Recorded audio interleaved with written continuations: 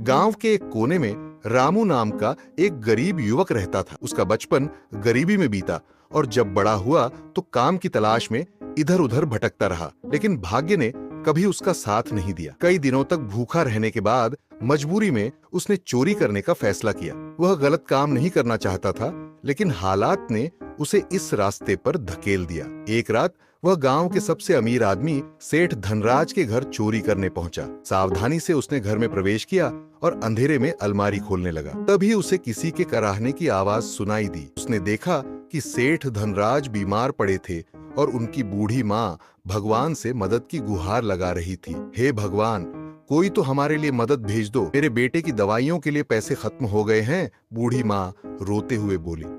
रामू का दिल भर आया। वह सोचने लगा, मैं जो करने आया हूं, अगर वह करूं तो इनकी तकलीफ और बढ़ जाएगी।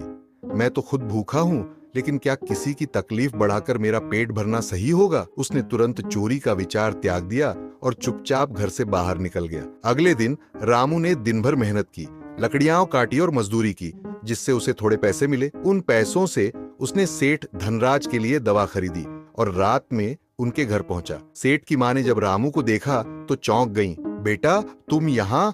रामू ने धीरे से दवाइयां आगे बढ़ाई और कहा, माँ जी, ये दवाइयां रख लीजिए, आपके बेटे को इसकी जरूरत है। बूढ़ी माँ की आंखों में आंसू आ गए।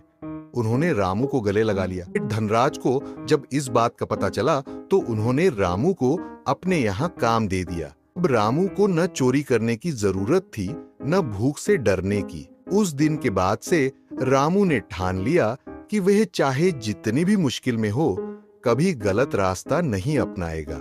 उसकी ईमानदारी और नेकदिल स्वभाव ने उसकी जिंदगी बदल दी।